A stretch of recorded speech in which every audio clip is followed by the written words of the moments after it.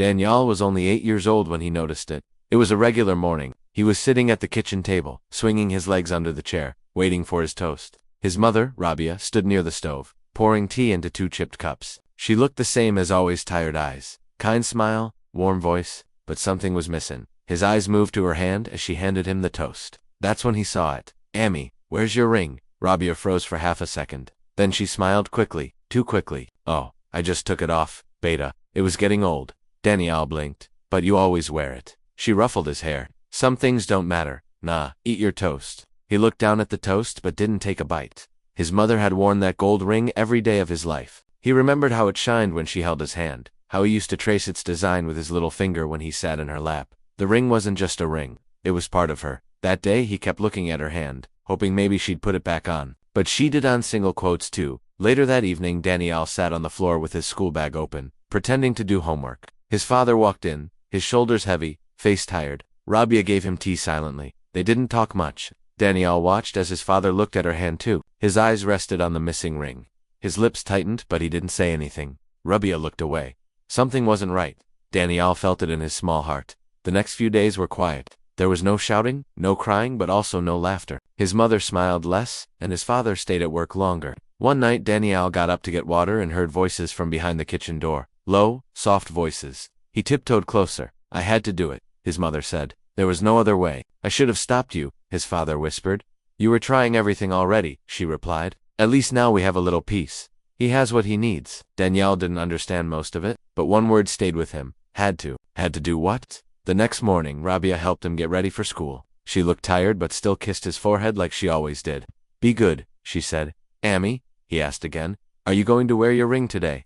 She paused, then smiled gently. "Not today." "Donnie, when?" he asked. She kissed his forehead again and said nothing. That day at school, Daniel drew a picture in art class. It was of a hand wearing a shiny gold ring. When his teacher asked what it was, he said, "It's my mom's hand, but I want to draw it how it used to be." At night, Daniel crept into his parents' room. His mother was folding clothes. He searched the side table drawers for fun, hoping to find the ring, but it wasn't there. Instead, in the back of the lowest drawer, he found a small velvet box. He opened it with curiosity, but it was empty. He held it up. "Ammi, what's this?" Rabia turned quickly. Her eyes widened when she saw the box.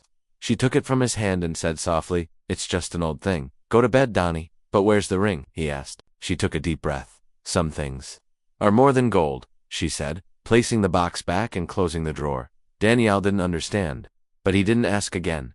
Over time, the missing ring became like a quiet shadow in the house. It wasn't mentioned, but it was always there in every tired smile. In every silent dinner, in every night when the lights were turned off too early, Daniel learned not to ask about it. He told himself maybe it got lost. Maybe it would come back. Maybe things like that didn't matter. But deep down, he knew it did matter. One evening, a few weeks later, Daniel was playing in the corner of the living room when his father came home, holding a small paper bag. Rabia took it and opened it. Inside was a packet of Daniel's asthma medicine. Her eyes softened. She turned to her husband and gave him a small nod. No words were said, but Daniel saw something in their eyes, a shared pain. A quiet relief. That night, he remembered the whispers. Words like "had to" and "peace" and "he has what he needs." He lay in bed and stared at the ceiling. He didn't fully understand it then, but a part of him felt something deep.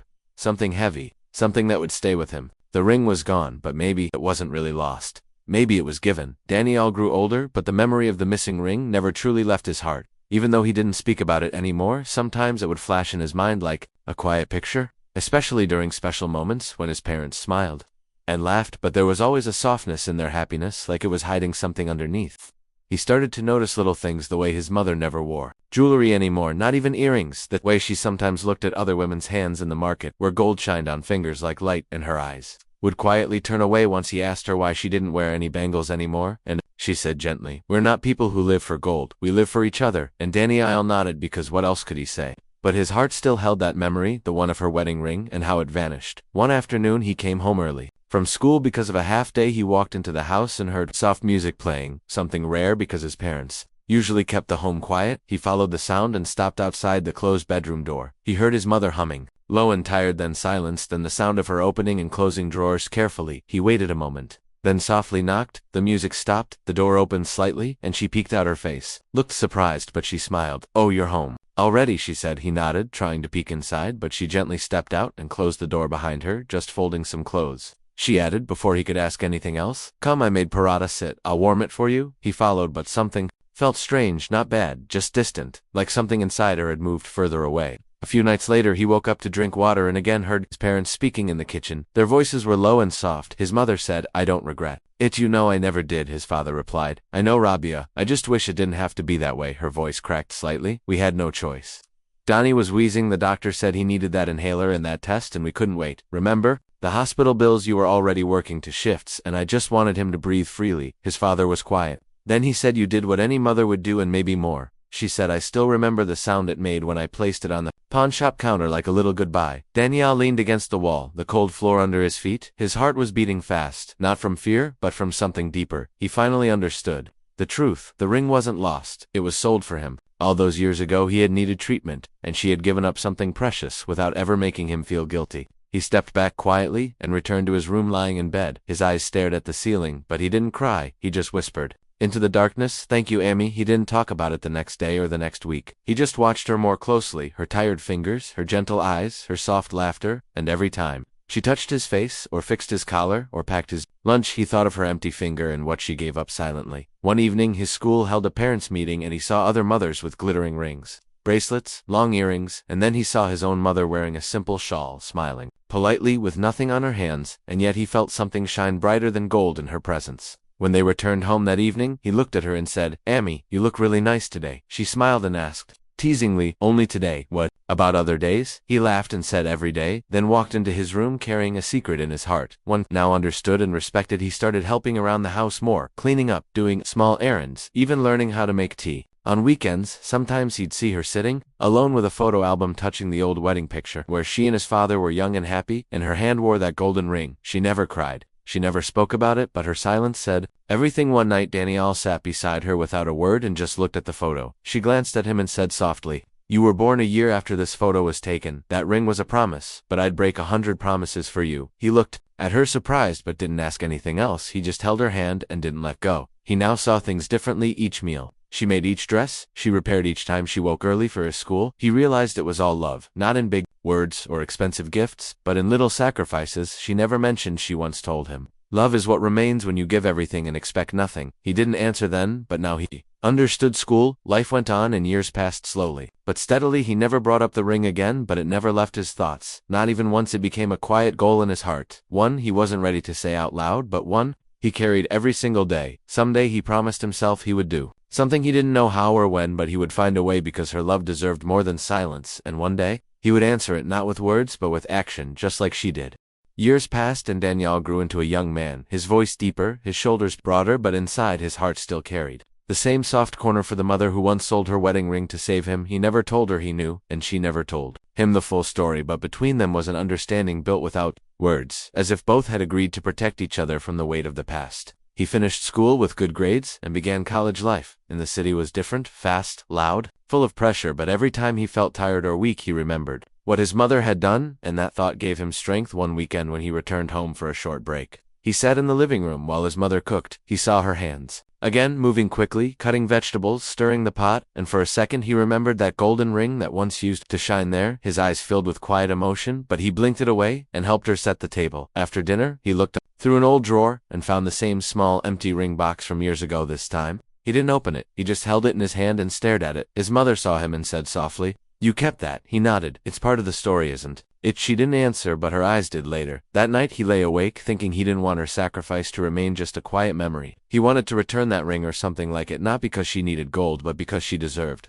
to have a part of her story returned, a piece of herself. He didn't have much money, college was expensive, and he worked part-time at a small bookstore, but every week he started saving a little, sometimes just a few coins, sometimes a note. He skipped snacks, skipped movies, said no to outings while his friends bought new clothes or phones. He kept his mind on one thing, the ring. It wasn't just about the jewelry. It was about honoring something deep, something unspoken, something sacred. He went 2 different jewelry shops when he had time, always asking the same question, do you have a simple gold ring? Nothing fancy, just something elegant. Most rings were too expensive and many shopkeepers didn't take him seriously, but he didn't give up. One day an old shopkeeper said, why do you want it so badly, son? Daniel hesitated, then replied, it's for someone who gave up everything for me. The man nodded and said, come back in 2 weeks. I might have something for you. Daniel worked harder, sold old books, took extra shifts, and even tutored younger students, anything to get closer to that goal. One evening, as he counted the notes he had saved, he realized he was still far from the price, but his heart refused to stop. He wrote down a plan: how much to save each week, what to skip, what to do better. He pinned it inside his wallet,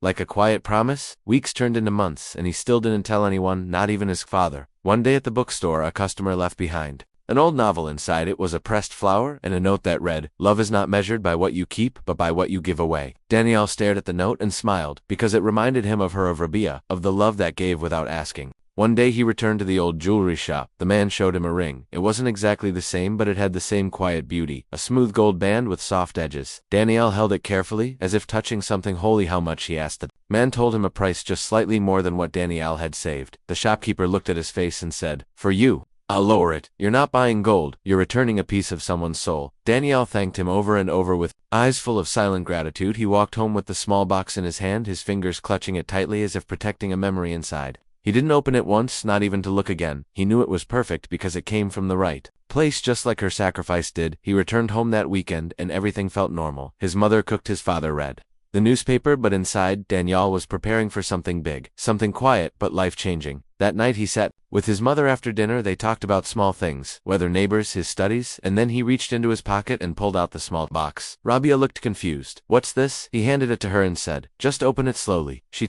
opened the lid and gasped. Her eyes filled instantly with tears. She covered her mouth with one hand and touched the ring with the other. Her voice shook. "Donnie, this is..." She couldn't finish the sentence. He said softly, "I know, Amy. I found the receipt. Years ago from the pawn shop. I heard your voice that night in the kitchen. I never said anything because I didn't know how, but I never forgot." She looked at him, her eyes full of both shock and love. "You knew all this time?" He nodded. "You gave away something priceless, and I wanted to give it back. Not the same one, but the meaning is still there." She took the ring in her fingers as if holding a piece of her own heart. She didn't speak for a long time. Then she whispered, "I never wanted you to know. I didn't want you to feel guilty." He said, "I don't. I feel proud because that ring didn't just save me, it showed me what love really looks like." She stood up and hugged him tightly. Her tears fell on his shoulder, but this time they weren't from pain, they were from healing, from joy, from a wound that had finally closed. And as the night grew quiet, the ring returned, not just to her finger but to her story, to her soul. The next morning the house felt different. It was the same walls, same kitchen, same table, but something had changed between mother and son. There was a soft peace in the air, a quiet bond that had deepened in the night. Rabia wore the new ring on her finger and kept looking at it when she thought no one was watching. Daniel saw her do it again and again. She would touch the ring gently, then smile to herself as if she couldn't believe it was really there again. Daniel felt proud, but also humbled, because he knew he could never repay her fully, not with gold, not with gifts, but this one gesture had lit something warm inside both of them. Later that day they were sitting in the lounge, sipping tea. When his father came home, Daniel looked at his mother, who gave him a small nod. She stood up and showed her hand to her husband. He froze for a second, then slowly reached out to hold her hand. His eyes were moist, and he whispered softly, "You got it back?" She nodded and said no. "Donnie got it for me." He looked at Daniel surprised, then quietly smiled as if something heavy had just lifted from his chest. He patted Daniel's shoulder and said, "Thank you, Beta. Your mother deserves the world." After dinner, the three of them sat together like they hadn't in years. They talked about old memories, how Rabia and her husband had met, how he gave her the ring when they were young and broke, how they had nothing but dreams back then, and how over the years they had faced every storm together. Daniel listened closely. He never knew these details, and each word made him respect his parents even more that night. In his room he stared at the ceiling and thought about how many mothers had stories like Rabia, silent stories hidden behind smiles, and he wondered how many sons and daughters would never find out about the sacrifices made for them. He promised himself one thing, that no matter how busy life became, he would always make time to thank her in little ways, not just with gifts, but with actions, with words, with presence. Over the next few weeks Daniel returned to college, but called home more often. Every call ended with his mother saying Beta Kyle Rakna, and he always replied, Ami Dua Main Yad Rakna. He even sent her photos of the ring on her hand, and she replied with heart emojis and little jokes. Slowly, their bond grew even stronger than before. One weekend, he came home and found a small envelope on his bed. Inside was a note in his mother's handwriting. It said, "I sold my ring to give you breath. You gave it back to me with love. I never lost anything because I have you, always yours. Amy." He held the note to his chest and closed his eyes. There was nothing more he needed in that moment except her prayer, her love, and her smile. A few days later, his college announced a project asking students to share a real-life story of someone who had made a difference. Daniel knew instantly what he wanted to write about. He didn't name his mother in the story, but he wrote about a woman who sold her past to protect her child's future, a woman who said nothing yet gave everything. He called the story The Ring of Love.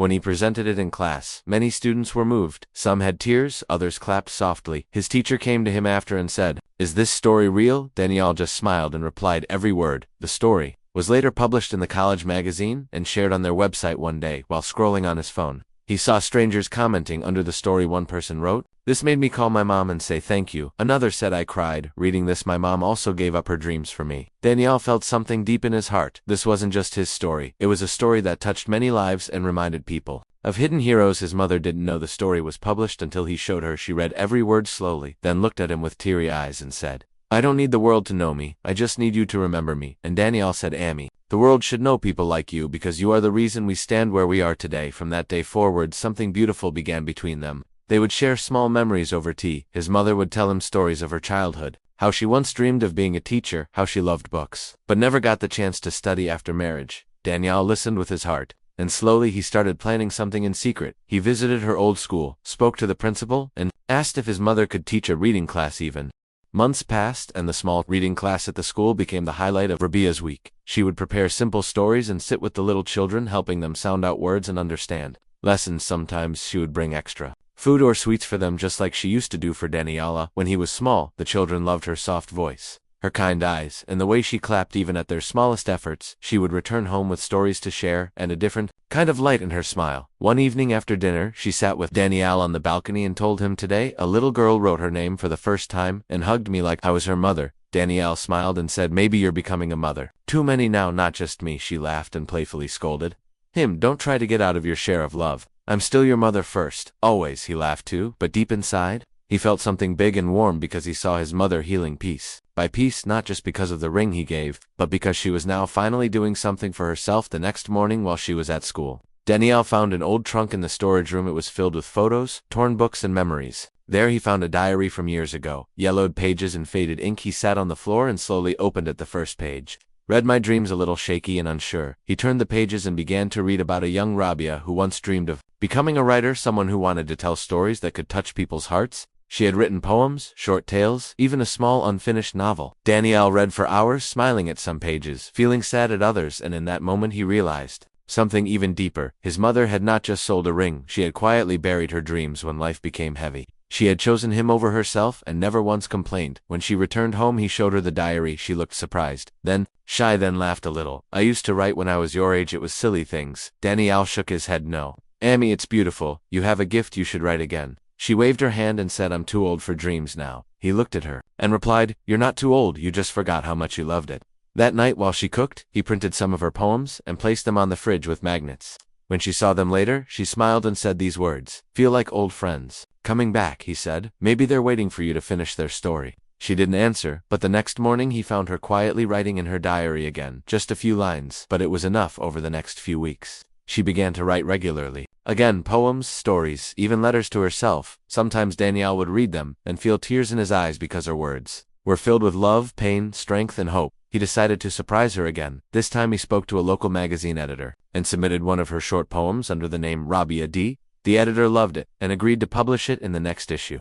Daniel waited patiently until the day arrived when the magazine came out. He placed it on the breakfast table and waited. She came in sleepy with her dupatta loosely wrapped, saw the magazine, picked it up, and froze her eyes, scanned the page, and when she saw her poem printed with her name, tears rolled down her cheeks. Slowly she sat down and whispered, "I never thought anyone would read my words." Daniel sat beside her and said, "They're not just reading, Amy, they're feeling them like I always did." She hugged him tightly and didn't speak for a long time, just held him as if she was trying to hold on to the new chapter of her life, one that she had almost forgotten existed. The days went on, and Rabia kept teaching, writing, and laughing more than before. Sometimes the children from school would come to visit her, and she would tell them bedtime stories. Her old notebook was now filled with new words, and Daniel would often hear her whisper ideas as she stirred the curry or folded clothes. Even his father noticed, and one night said to Daniel, "She seems lighter, like a cloud was lifted." Daniel replied, "Sometimes love brings back what life took away." His father smiled and said, "Your mother gave you breath, and you gave her dreams. I guess that's what family means, to give each other back to themselves." Slowly, Daniel also felt inspired by his mother's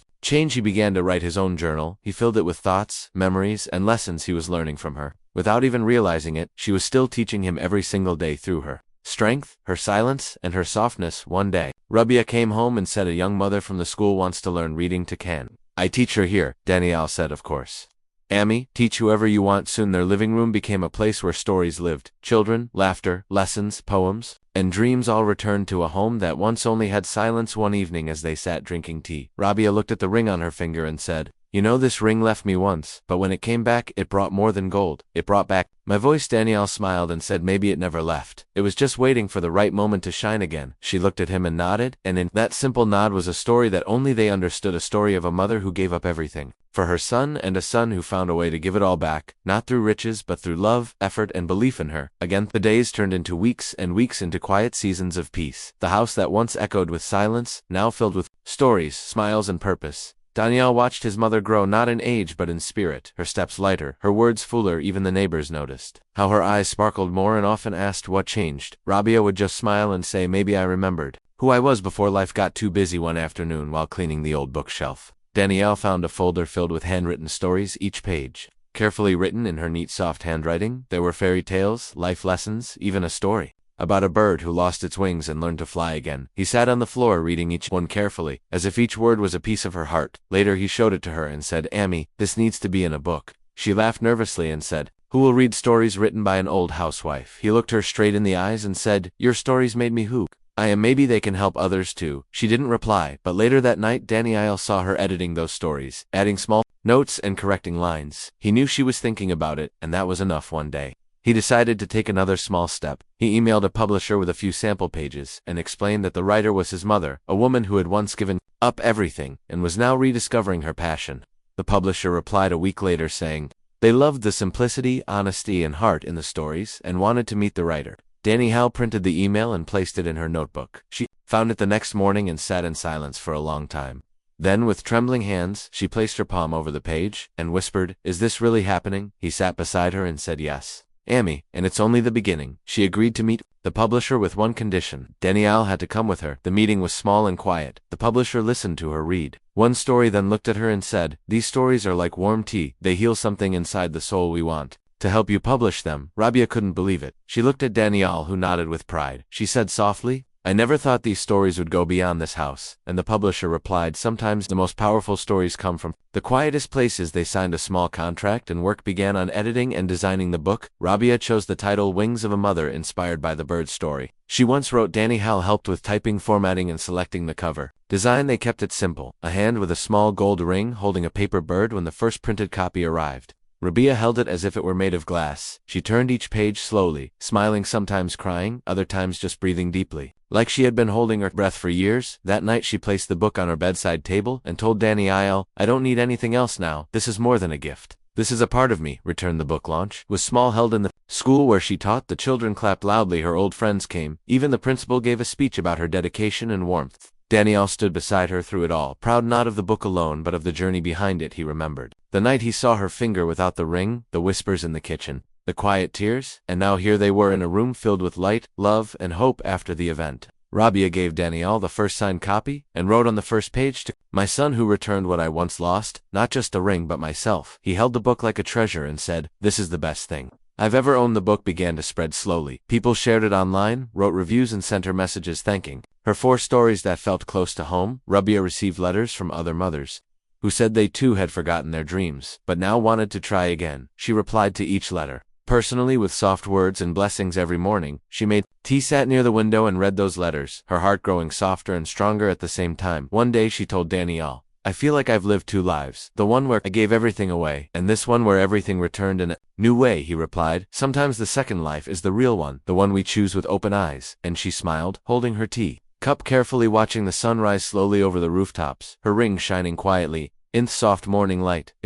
Months passed and Rabia's life continued to bloom in ways she never imagined. Her book, Wings of a Mother, became a quiet success, not in numbers but in hearts. Wherever the story traveled, it left behind tears, smiles, and hope. People from different places wrote to her, telling her how her words reminded them of their mothers, or their sacrifices or dreams they once left behind. She never expected this kind of love, and each time she received a message, she would sit down quietly, read it twice, and then whisper a small prayer for the person who sent it. Her life was no longer just about chores or routines. It was filled with purpose again, and she wore her new identity with grace.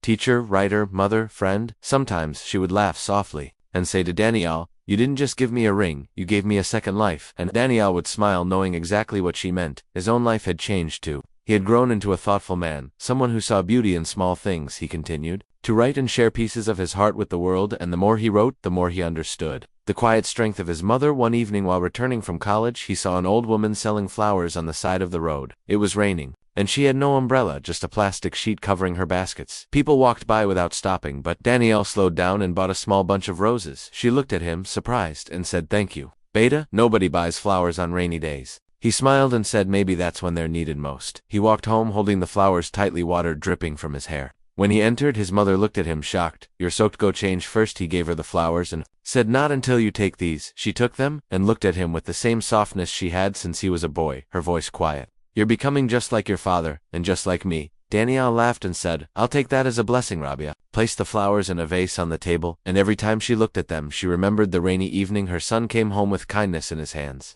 One weekend they were invited to a school event where Rabia was asked to speak about her journey. She stood on stage a little nervous at first, but as she began talking the room became silent. She spoke about love, the kind that doesn't shout but gives. She spoke about pain that doesn't break, but builds, and about dreams that sleep for years and then suddenly wake up again. Her words were simple but full of emotion, and when she finished, many in the audience stood up and clapped. Some had tears and others came forward just to hold her hand and say thank you. Danielle stood at the back watching it all, his heart full, because he knew the world was finally seeing what he had always known. His mother was special not because she had done something grand, but because she had turned small everyday choices into acts of greatness. After the event, they sat together under a tree in the schoolyard, Rabia holding a paper cup of tea, Danielle sitting beside her with his notebook. He said, "Amy, do you know you've become someone's role model?" She laughed and said, "I can't even model my own sorry without help." And he said, "No, I mean it. Your words are helping people find hope again." And she looked at him thoughtfully, then said, "Beta, you became my mirror. When I had forgotten who I was, you showed me myself again, and that's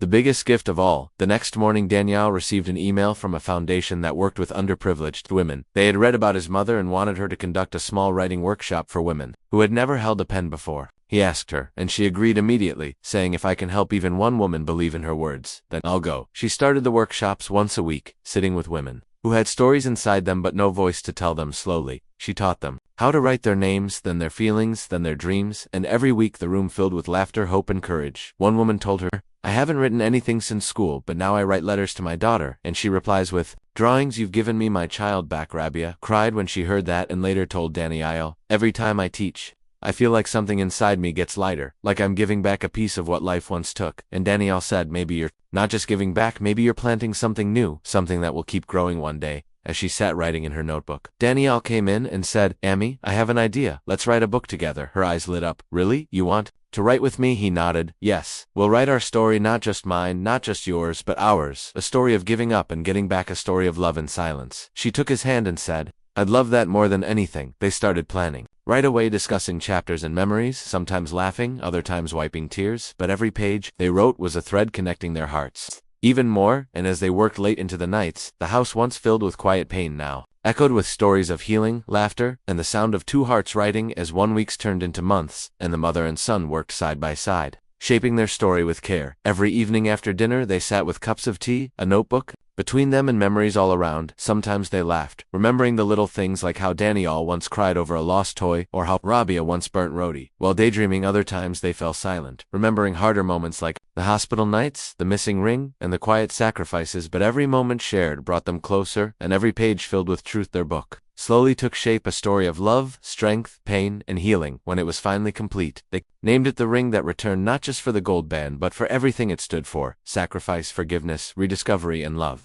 Beyond Limits, they showed it to the same publisher who had printed Rabia's first book, and this time the response was even stronger. The publisher said, "This story doesn't just belong to you, it belongs to every mother, every child, who's ever loved silently and completely." The book was printed and launched at a small but beautiful event. The hall was filled with women young and old, students, teachers, neighbors, even strangers, who had followed their journey online. When Rabia and Danielle walked on stage hand in hand, the audience stood up and clapped, not for fame, not for success, but for the bond they had built with honesty and care. Rabia spoke first, her voice calm but full of emotion. She said, "Sometimes we hide our pain thinking it's too small to matter, but the smallest wounds often carry the deepest stories. I once gave away my wedding ring to help my son breathe, and for years I thought I had lost something precious, but what I gained was far greater. I gained the chance to see my son grow, not just in age but in heart, and today as I stand here with him, I know that love always finds A way to return, Daniel then spoke, his eyes searching the crowd as he said, I once saw my mother without a ring and thought it was just missing, but what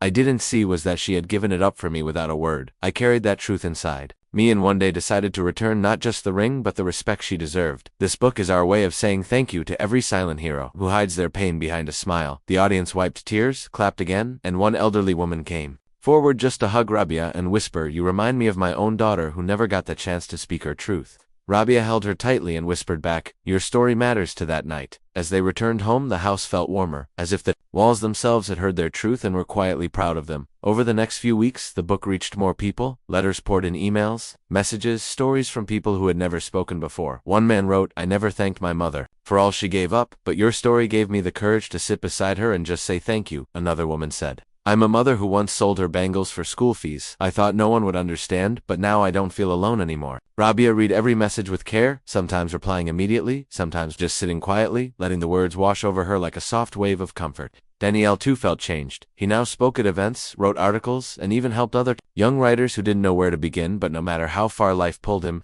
he always returned home every weekend to sit with his mother, drink tea, and talk about new stories they could write together one morning. Rabia woke up early and stood at the window watching the sky turn orange, her gold ring still shining softly on her finger. Daniel came in, rubbing his eyes, and said, Amy, what are you thinking about? She smiled and said, I'm thinking how far we've come and how it all started with silence and a small box. He hugged her from behind and said, maybe that's how most beautiful stories begin, quietly, unexpectedly, and with love. She turned and looked at him, her eyes full of pride, and said, Beta, I may have written books, but you're the reason I found the words again. Don't ever forget that. He nodded and said, and you're the reason I learned what love really means. Later that evening they visited the grave of Daniel's grandfather Rabia, placed flowers and said softly, Abu, we're okay now. Your grandson made sure of it. Daniel bowed his head and said, I wish you could see her now. Dada, she's shining brighter than ever. As they walked back hand in hand, they felt no sadness, only peace and a shared strength that needed no words. At home, they placed their two books side by side on the shelf. Not as trophies, but as reminders of the journey of love that never gave up. They continued writing, teaching, and sharing, but more than anything they continued loving in the quiet, strong way that had